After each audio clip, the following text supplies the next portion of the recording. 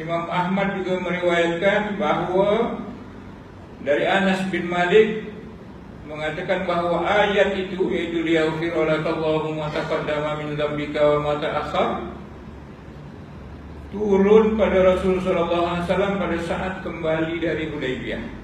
Kita bincang juga bahawa ayat ini turun inna fatahna laka fathan mubina.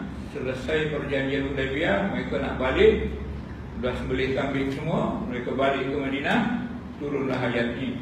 Itu yang dikatakan pada muka sebelum tu. Yang diriwayatkan tadi, Imam Ahmad meriwayatkan dari Umar bin Khattab radhiyallahu anhu. Balik ke belakang sikit. Kami pernah berada dalam satu perjalanan bersama Rasulullah sallallahu alaihi wasallam. Aku menanyakan tentang suatu sebanyak 3 kali kepada baginda Nabi sallallahu alaihi wasallam. Umar bertanya yang 3 kali perkara itu ditanya, tapi Nabi sallallahu alaihi wasallam tidak menjawab. Aku pun berkata dalam hatiku, celakalah engkau wahai putra Al-Khattab. Patutkah engkau mendesak Rasulullah? Ini Umar sendiri kata, dia menyesal. 3 kali bertanya, Rasulullah tak jawab. Maka dia doa tak baik kepada diri, menyesallah, tanda menyesal. Patutkah engkau mendesak Rasulullah SAW dengan pertanyaan sampai kau ulangi sebanyak 3 kali? Tapi tak dijawab. Aku, kata Umar, naik menggerakkan unta. Aku pun berjalan di depan kerana takut akan turun ayat pada aku. Tiba-tiba ada yang memanggil aku. Maknanya Umar laju jalan, tinggalkan Rasulullah SAW, takut dia ayat turun mencaci dia. Umar, dia selalu tindakan-tindakan dia tu dibenarkan oleh Al-Quran. Turun Al-Quran. Kadang-kadang pendapat dia macam ni, Al-Quran membenarkan pendapat dia. Turun wahyu kepada Nabi Muhammad SAW. Jadi pada masa itu dia takut macam tu juga. Turun ayat yang menceritakan tentang desakan dia kepada Nabi SAW ni. Tiba-tiba ada suara memanggil, wahai Umar, wahai Umar, aku pun kembali dan aku mengira pasti ada ayat yang turun mengenai aku. Dah cemas ni. Kemudian Rasulullah SAW bersabda kepadaku, tadi malam ada surah yang turun kepadaku yang lebih aku sukai daripada dunia dan semua yang di dalamnya. Jadi maknanya ayat ini juga menjelaskan bahawa beberapa imam-imam tadi pun yang disebut tadi meriwayatkan bahawa inna fatahna laka fatham mubina dan seterusnya adalah turun pada Hudaybiyah, perjanjian Hudaybiyah. Kita dah bincang Hudaybiyah begitu banyak. Jadi bila isi itu kita perhatikan, inna fatahna laka fatham mubina, itu memang menyenangkanlah. Sungguh kami akan beri pertolongan kepada kamu dengan pertolongan yang betul-betul nyata. Padahal sebelum itu Rasulullah SAW ada menanya, ada bertanya sebagai doa. Nabi SAW berkata, qala rabbi inna qaumi kadzabun. Wahai Tuhanku, kaumku telah mendustakan aku. Maknanya kaum orang-orang Arab Quraisy pada masa itu pembohong. Mereka dustakan aku. Faftah baini wa bainahum fathan. Maka berilah kemenangan, berilah pertolongan, fathan. Faftah, maka bukalah hati-hati mereka. Baini wa bainahum, antara aku dan antara mereka, bukakan suatu perkara yang merupakan kemenangan. Jadi turunlah ayat ini. Seakan-akan ayat ini jawaban daripada doa Nabi SAW, faftah baini wa bainahum fathan. Bukakanlah, berilah kemenangan, berilah pertolongan, bukakanlah segala kekusutan, segala yang terkunci itu, fatham, akan suatu kemenangan. Maknanya 2 kali lah. Itu maknanya bahasa Arab, bagaimana saya sebut lagi itu. Bahasa Arab ni bila sebut 2 kali macam tu, dia untuk menguatkan cakapku. Berikanlah aku satu pemberian. Ada 2 kali. Inna fatahna laka fathan, itu pun juga macam tu. Jadi turunlah ayat ini sebagai perkenan doa. Ya Allah, berikan kemenangan, maka inna fatahna laka fathan mubina. Maka bila dengar ayat itu turun, Nabi SAW berkata, Umar, ada satu ayat turun, yang ayat ini membuat aku bergembira, ya, senang hati, lebih daripada aku sukai dari dunia dan semua yang ada di dalamnya. Maknanya Rasulullah SAW faham lah. Faham tu macam-macam lah. Sama ada dia senang dengan kemenangan yang akan datang. Mungkin satu langkah kemenangan juga pada peristiwa Hudaybiyah, sebab agama ini akan bersebar, ya, dakwah tidak akan dapat halangan apa-apa lagi sebab sudah perjanjian. Itu kemenangan. Atau kemenangan nanti Fathan Mubina, Fathu Kota Mekah, pembukaan atau penaklukan Kota Mekah. Atau dengan ayat ni, bila dah terbuka, tambah lagi ayat-ayat berikutnya nanti, memberikan nikmat, ya, menyempurnakan nikmat, maka Rasulullah SAW menganggap ni dah masa dia nak menghadap Tuhan. Bila dah menang dan nikmat sudah disempurnakan, maka dia merasakan satu yang dia adalah penghujung hidup dan dia akan berjumpa kepada Allah Subhanahu Wa Taala. Jadi dia senang hati. Sebagaimana Abu Bakar radhiyallahu anhu, ya, Abu Bakar radhiyallahu anhu, bila dia dengar ayat itu pun, iaitu pada ayat yang ujung lagi itu, wa yutimma ni'matahu 'alaika, dan melengkapkan nikmatnya kepada engkau. Abu Bakar dah perasan ini adalah berita kematian daripada Rasulullah SAW sendiri. Oh, dulu lain dia punya firasat jauh ke depan, ya? Jadi Rasulullah pun mungkin rasa macam tu juga. Dia dah nak dekat balik kepada Allah Subhanahu Wa Taala, maka dia merasa senang hati. Itulah yang diriwayatkan Imam Ahmad tu, bila daripada Hudaybiyah tu turun ayat ni, maka kembali kita kepada muka surat 386. Laqad unzilat alayya ayatun ahabbu ilayya mimma 'alal ardi. Itulah perkataan Nabi SAW. Sudah turun kepada aku satu ayat di mana dia ayat itu adalah lebih aku sukai dari semua yang ada di bumi. Maka Rasulullah kata macam tu. Tadilah tafsiran dia oleh para ulama. Kemudian Rasulullah SAW membacakan ayat tersebut, Inna fatahna laka fathan mubina. Mereka berkata, berbahagialah engkau wahai Rasulullah. Sahabat-sahabat agak cemburu kan, ya, sebab ayat tu berbunyi apa? Liyaghfira lakallah, ya, supaya dengan adanya dengan adanya kemenangan ini menunjukkan Allah telah mengampunkan engkau sebab dah letih berjuang. Kalau tahu dapat kemenangan kebelakangan tu di Hudaybiyah dengan turutnya inna fatahna laka fathan mubina, maka Allah dah mengampunkan engkau. Dibukakan kota Mekah, maka Allah pun selesailah urusan engkau dalam peperangan ni, perjuangan dakwah ni, maka Allah ampunkan engkau sebab engkau dah berjuang. Kemudian yang kedua apa lagi? Wa yutimma ni'matahu 'alaika, dan telah melengkapkan nikmatnya kepada engkau. Engkau juga, ya. Jadi Rasulullah SAW itu dah menjadi manusia yang insan kamil, diampunkan dosa yang lepas, dosa yang akan datang. Dan tuan-tuan pastikan kita faham bahawa Nabi SAW tidak punya dosa. Saya ulangi balik, ya. Hari itu sudah. Jadi apa yang diampunkan ni? Yang diampunkan ni mungkin perkara-perkara yang lebih utama tidak dibuat oleh Rasulullah SAW.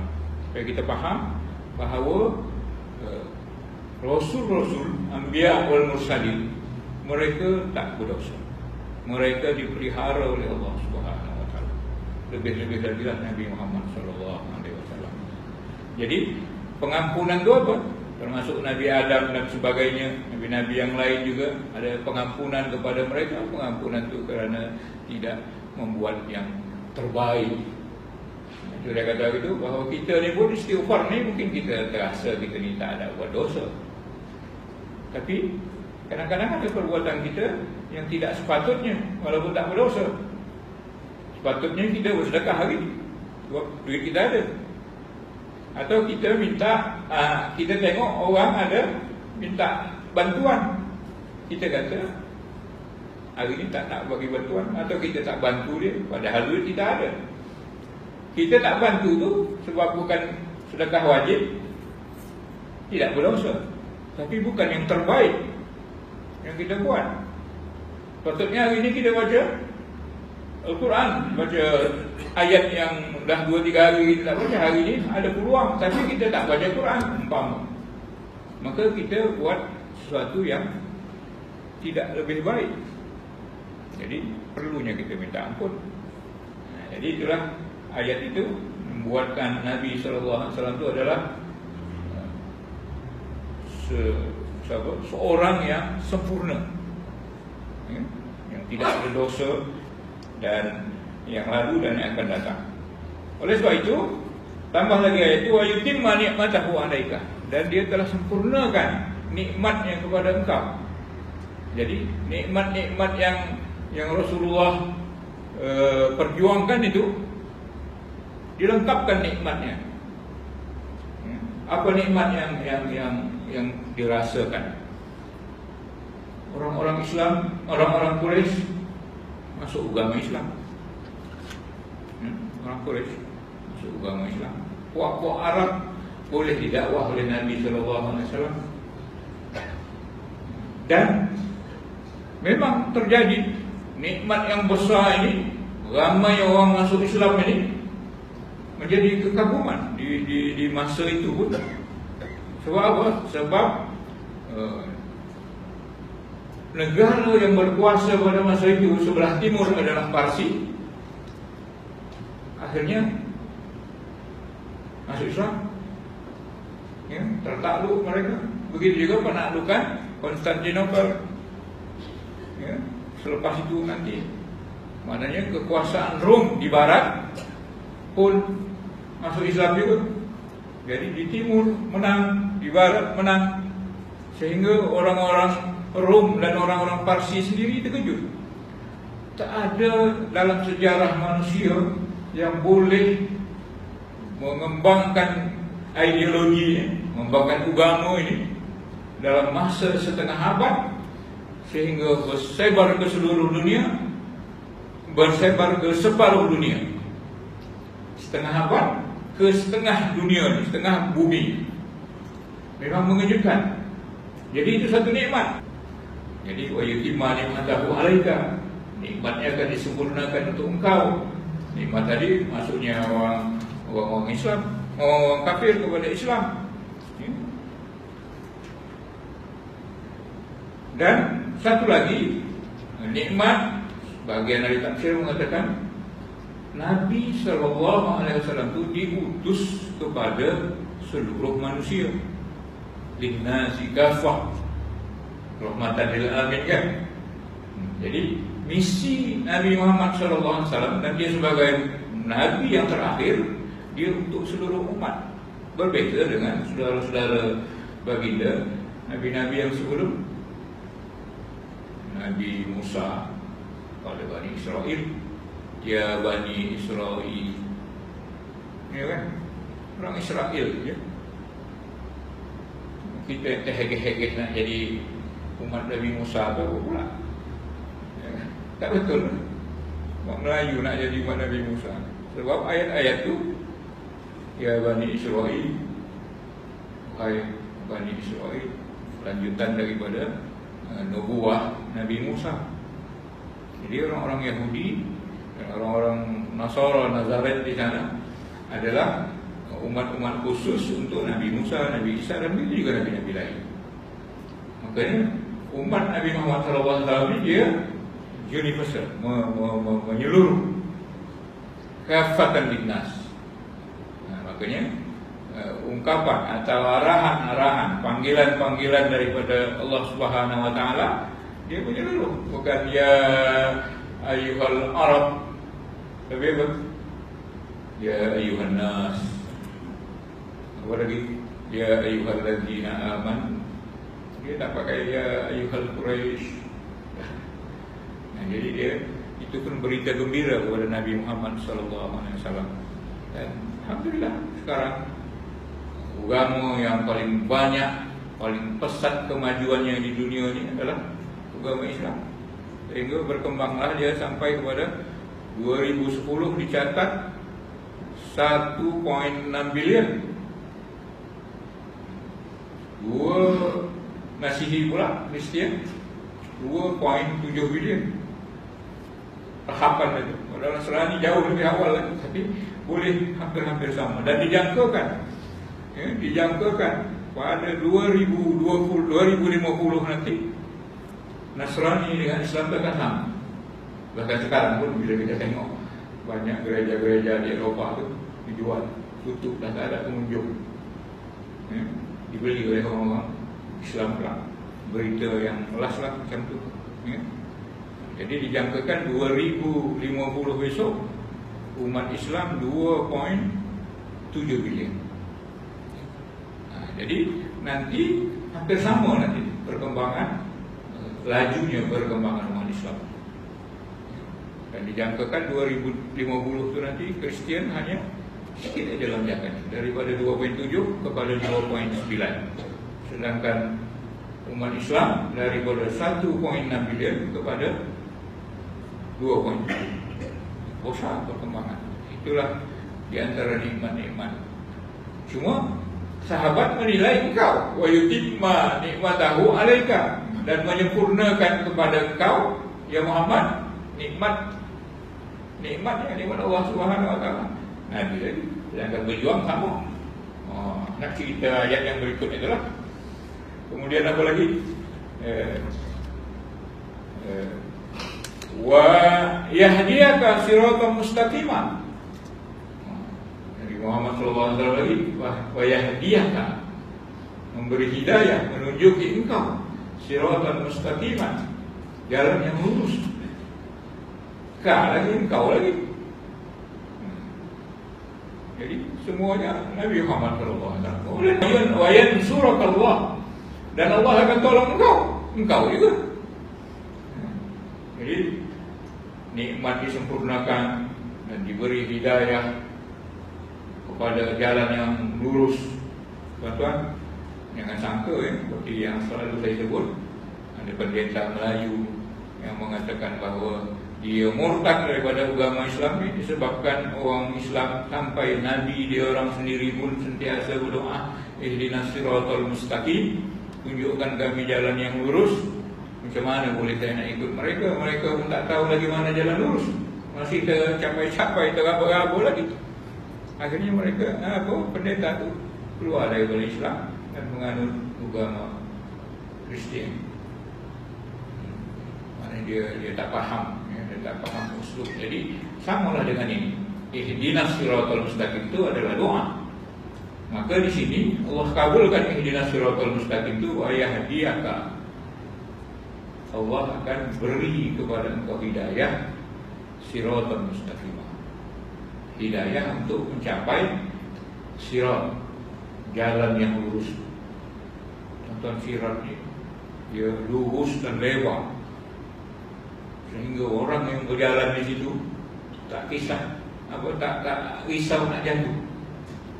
Dan jalan tu lebar sehingga orang yang di dalam jalan tu tak nampak, kerana ditelan oleh jalan sirat ni. Di antara makna dia adalah tetap yang besar, makan. Mengapa dikatakan jalan yang besar, jalan yang lurus tu macam tetap nak makan? Sebab dia jalan yang lurus, yang lebar besar, lurus tadi, panjang tadi, dia membuat orang yang berjalan di situ tak nampak, besar jalan. Jadi anehnya bila jalan besar, lurus pula, kita tak dapat masuk, memang rugi mana. Jadi kita selalu berdoa, ihdinas siratal mustaqim, supaya kita di antara orang yang masuk ke dalam. Padahal jalan besar, jangan sampai kita tak boleh masuk. Ya, rugi. Kalau jalan tu kecil, ramai orang tak dapat, itu logiklah. Tapi ini jalan sirat, dia besar dan lebar, lurus, hingga rugilah kita bila kita tak masuk. Maka sentiasalah kita berdoa, ihdinas siratal mustaqim. Ya. Jadi Allah berikan juga hidayah, petunjuk kepada Nabi Muhammad SAW untuk siratan, jalan yang lurus. Tuan-tuan, itu bahasa Arab, belajar bahasa Arab. Yahdi, menunjuki, memberi hidayah kepada engkau, siratan, jalan yang lurus tadi, siratan mustaqiman. Biasanya ayat itu kadang-kadang dipakai ila, yahdika ila siratin mustaqim. Jadi bila pakai ila, dia jauh. Ayat ini tak pakai ila. Dan ihdina siratal mustaqim tak pakai ila. Ihdina ila siratil mustaqim tak pakai. Dia direct. Ihdina as-siratal mustaqim. Ini yahdika siratal mustaqim. Apa makna dia?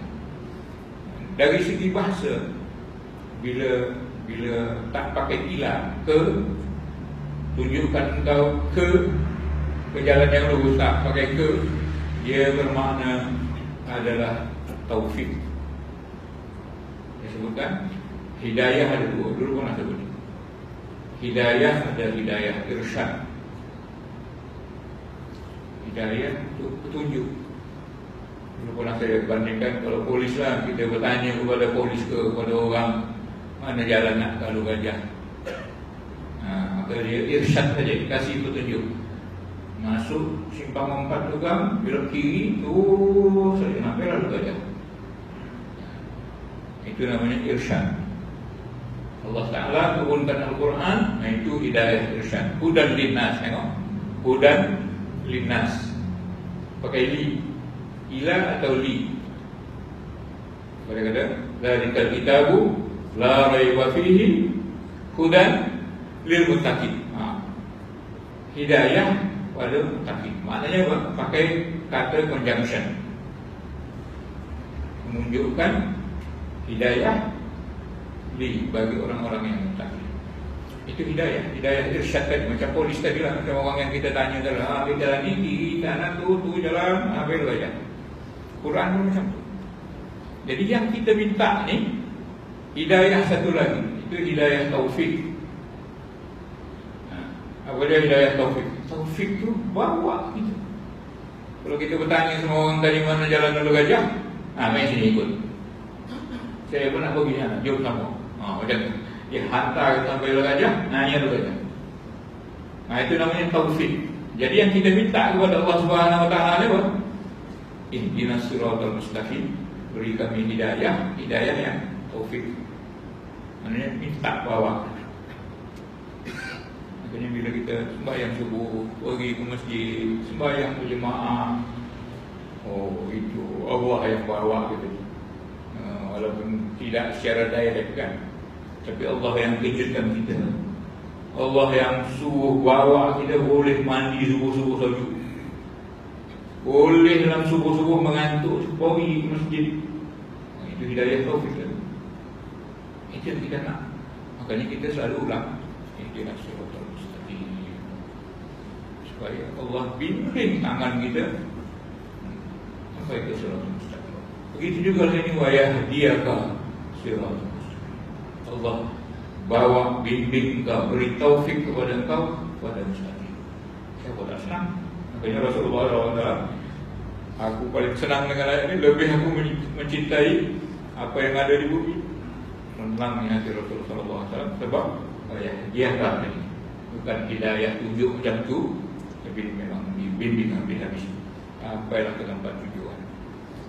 Nabi Muhammad SAW lagi, wayan surat Allah, dan Allah akan memberi kemenangan kepada engkau. Jadi selepas Hudaybiyah tu, Allah akan beri kemenangan kepada engkau. Kemenangannya apa? Kemenangan yang aziza, aziz. Yang aziz ni perkasa, kuat, tak ada yang boleh menghalang. Ini satu kemenangan yang number one, kan?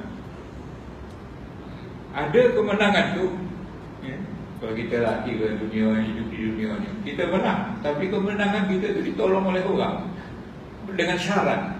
Kemenangan bersyarat. Di atas kita menang tu, di atas pegangan atau sokongan orang lain, bukan menang betul-betul. Nah, itu namanya sirat nasran ghairu aziz. Yang ini nih, Rasulullah SAW ni, wa yansurakallah nasran azizan.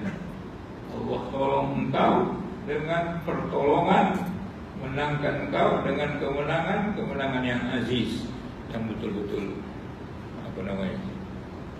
yang hebat, yang tak ada boleh ambil saham di situ. Itu kemenangan yang bukan main-main. Jadi itulah hadiah Allah Subhanahu wa taala. Ada 4 tuannya. Selepas inna fatahna laka fatham mubina, sebab perjuangan Rasulullah itu dan sahabat-sahabat, maka ada 4 diberikan hadiah. Hadiah Allah Ta'ala diberikan kepada Nabi sallallahu alaihi wasallam. Apa dia? Maghfirah, keampunan. Dia ghafirallahu, kan, keampunan. Yang kedua apa? Wa yutimma ni'matahu, kesempurnaan nikmat diberikan kepadanya. Yang ketiga, wa yahdiyaka, memberi hidayah kepada engkau. Yang keempat, yang surat Allah nasrul azim. Empat ni. Jadi bila dah ada kemenangan ni, maka Allah bagilah semua. Jadi kita pun tuan-tuan, puan-puan, bila kita berjihad, bila kita berbuat amal Islami, menegakkan hukum hakam Islam ni, bila kita buat sekuat yang kita boleh, semampu yang kita boleh, atau ikut kemampuan masing-masing, maka Allah ampunkan kita, insya-Allah. Allah apa lagi? Allah sempurnakan nikmat dengan berbagai-bagai nikmat pula, nikmat-nikmat yang lain. Kemudian Allah akan bimbing tangan kita dan Allah akan tolong. Cuma itulah, kadang-kadang kita tak sabar, ya? Dan pertolongan Allah Subhanahu wa taala, hidayah Allah Subhanahu wa taala, kita tak tahu apa benda yang dia beri hidayah kepada kita. Tapi biasanya hidayah ini membawa kita, membimbing dan memimpin kita ke jalan kebenaran. Maka kadang-kadang kita tak payah nak mengeluarkan duit untuk sedekah. Sebab Allah beri hidayah kepada kita, mudah aja sedekah, mudah aja menolong orang. Itu tanda tu. Jadi kalau kita ni duit ada, kalau tak ada itu hal lah. Duit ada, tapi kupik takut. Duit ada, kadang-kadang untuk diri dia sendiri pun dia takut. Untuk diri dia sendiri, untuk keluarga dia sendiri, dia tak boleh nak berimpak. Kepada isteri dia tak boleh berimpak. Walaupun isteri ada kerja, tapi nafkah wajib bagi. Ini satu perkara yang kadang-kadang kita terlupa. Isteri gaji besar, gaji isteri 10,000, suami 3,000 saja kan. Dia tak bagi nafkah, tak boleh. Jadi kadang-kadang ada setengah kita, setengah manusia ni, dia untuk kewajipan dia pun dia tak boleh nak berzakat, berimpak, apalagi untuk orang. Untuk anak dia pun dia berkira, apalagi untuk anak orang. Jadi tuan-tuan, itu hidayah. Dan macam-macam yang lain, hidayah, pertolongan, nikmat dan sebagainya. Jadi tuan-tuan, bila kita dalam beragama ni, istiqamah beragama ni, maka Allah akan bukakan pintu hati kita. Inna fatahna laka fatham mubina. Kemudian Allah ampunkan, kemudian Allah bimbing kita pada agama ni, bayar dan sebagainya. Kemudian nikmat-nikmat akan Allah bagi. Tidak apa nikmat duit, nikmat kesehatan, nikmat boleh tolong orang, nikmat macam-macam nikmat yang lain, dan pertolongan-pertolongan daripada Allah Subhanahu wa taala. Sebab itulah kemudian Rasulullah SAW bacakan ayat tersebut, muka surat 386 tadi. Mereka berkata, sahabat-sahabat berkata, berbahagialah engkau wahai Rasulullah sallallahu alaihi wasallam. Allah Subhanahu wa taala telah menjelaskan apa yang akan Allah lakukan kepadamu. Untunglah, kita kan untunglah ya Rasulullah. Dah nampak 4 perkara tadi kan. Fatah, maghfirah, hidayah, nikmat, apa lagi tadi, pertolongan. Terus lantas apa yang Allah lakukan pada kami, Pak? Cemburu. Sahabat-sahabat dengar kak dari kau semua kau dengan kami ni. Kita berjihad sama, berjuang sama. Maka tu adalah ayat Yudhilal Mu'minin. Nantilah kita bahas tu pada ayat yang ke-5 nanti insyaAllah. Jadi tuan-tuan, itulah menunjukkan kesempurnaan Nabi SAW di sisi Allah SWT. Kita tak sampai macam tu sangat, tapi bila kita berjihad, bila kita berjuang menegakkan agama ni, setidak-tidaknya tidak pun 100% macam Nabi SAW, tapi pasti ingatlah janji Allah SWT, Dia akan bukakan segala yang tertutup, bukakan pikiran kita, hati kita, bukakan pintu rezeki kita yang selalu tersepit, bukakan rezeki kita bila kita berjuang berjihad jalan Allah Subhanahu wa taala. Imam Ahmad meriwayatkan dari Al-Mughirah bin Syu'bah, muka surat 387. Satu ketika Rasulullah SAW solat hingga kedua kakinya membengkak. Ini selalu kita dengar. Rasulullah dah diampunkan dosa yang lepas, dosa yang akan datang, yang terakhir. Ya. Tapi bila dia sembahyang, macam dikatakan kepada beliau, bukankah Allah telah ampunkan dosa engkau yang telah berlalu dan yang akan datang, ya Rasulullah? Mengapa sampai macam ni kau nak? Sudah tu sembahyang tu slow relax je lah. 2 rakaat sudah lah, tidurlah. Kita tidak macam ni. Sudahlah, dosa banyak, janji pengampunan tak ada, tapi sembahyang tidak. Jadi Allahu Akbar, mulianya engkau ya Rasulullah. Macam tu pun dia, darajah dia, kepribadian dia tetap sembahyang sunat malam. Dia tetap mengabdikan diri kepada Allah Subhanahu. Lalu ditanya, apa macam sangat? Padahal macam ni dah. Rasulullah jawab, apalah aku nak dan syakura. Tak boleh ke aku ni jadi hamba yang bersyukur? Kita tengok diri kita, takat mana kita bersyukur. Nikmat yang banyak, kehidupan yang selesa. Jadi bila kita tengok saudara-saudara kita di Indonesia ni aman. Kita takut dicabut oleh Allah Subhanahu wa taala keamanan, ketenangan, kenyamanan kita, keselesaan kita di bumi kita ini, disebabkan kurangnya bersyukur. Rasul sallallahu alaihi wasallam dah tak berdosa, dah dapat macam-macam yang 4 perkara tadi, tapi bila dia sembahyang bongkak lagi. Dia tak sembahyang jemaah lah, dia sembahyang seorang. Tapi bila sahabat-sahabat muda ikut, dia nak rasa macam mana Rasulullah SAW.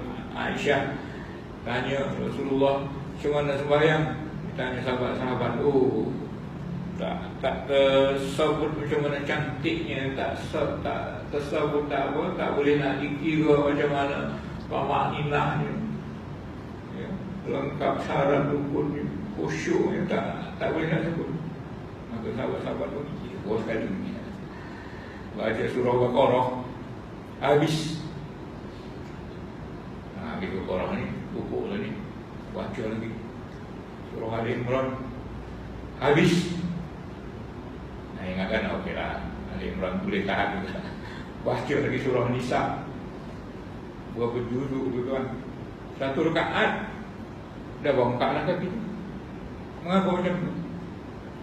Syukur. Jadi kita ambil perhatian daripada hadis ni, apalah akuna abdan syakura, supaya kita tingkatkan kesyukuran. Macam mana nak meningkatkan kesyukuran? Ketaatan kita, sembahyang kita, apa lagi, ibadat kita, zikir kita, salawat kita, sedekah kita, jangan lupa. Ya?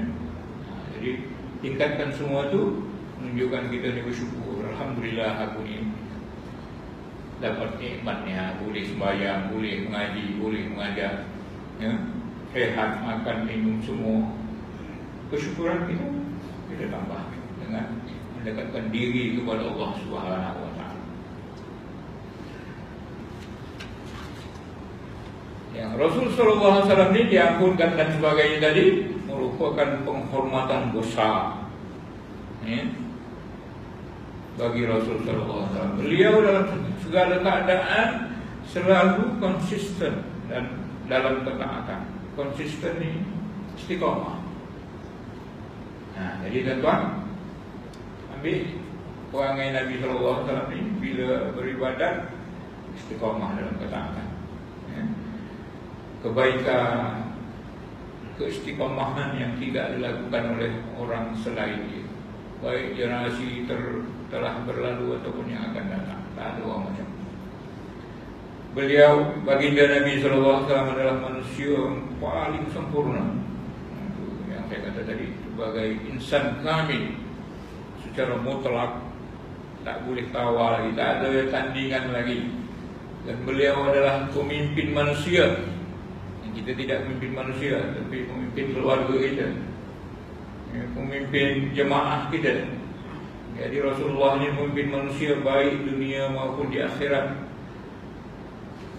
Tapi tengok perangai. Dan kalau beliau sebagai manusia yang paling taat kepada Allah dan yang paling mengagungkan perintah dan larangan Allah Ta'ala, beliau pernah bersabda ketika untanya menderung, unta dia terjatuh, maka Rasulullah SAW kata, habasanaha bisufi, telah ditahan, unta aku ni telah ditahan oleh yang menahan gajah. Gajah yang mau nyerang Ka'bah dulu, dia juga lah yang menahan unta aku ni. Tengok, bila dia ada musibah, dia kembalikan kepada Allah Subhanahu wa taala. Kalau kita mati, apa kita kata? Sumpah serapah kereta kan, baru lagi dipolong, bengkel ni mengambil duit, kalau nak pula bengkel kan, dia tak kembalikan kepada Allah Subhanahu wa taala. Ada kawan saya, bila dia langgar wang kereta dia kata, aku maafkan kau. Kereta perempuan, dia langgar kereta kawan dia. Begitu turun, tak berdamai apa semua, saya maafkan kau. Ini musibah, ini dah ditakdirkan Allah Subhanahu wa taala. Payah nak cari juga, ya? Okay, tak apa, okay. Tak apa. Ini musibah Allah Ta'ala dah tentukan macam ni. Nah, tengok Rasulullah SAW macam tu. Ya, kita jumpa lah sikit-sikit ya. Kemudian begitu juga dalam peperangan penaklukan Hudaybiyah, perjanjian Hudaybiyah. Dia kata apa? Wallazi nafsi biyadihi la yas'aluni al-yawma syai'an yu'allimuna bihi hurumatillah illa ajabtuhum ilaiha. Demi diri aku ini di tangannya, tak ada siapa-siapa di kalangan orang Arab ni yang meminta sedikit pun pada hari ini, yang tujuan dia minta tu buat syarat-syarat tertentu pada Hudaybiyah, disebabkan untuk mengagungkan hormatillah, karena haram Allah atau batasan-batasan Allah, kecuali aku perkenankan. Maknanya bila ada perjanjian buat sebelah, berat sebelah pun, dia tak, yang penting agama ni boleh jalan. Maknanya apa? Kepribadian Nabi SAW itu sampai macam dia serahkan diri dia itu, perjuangan itu kepada Allah Subhanahu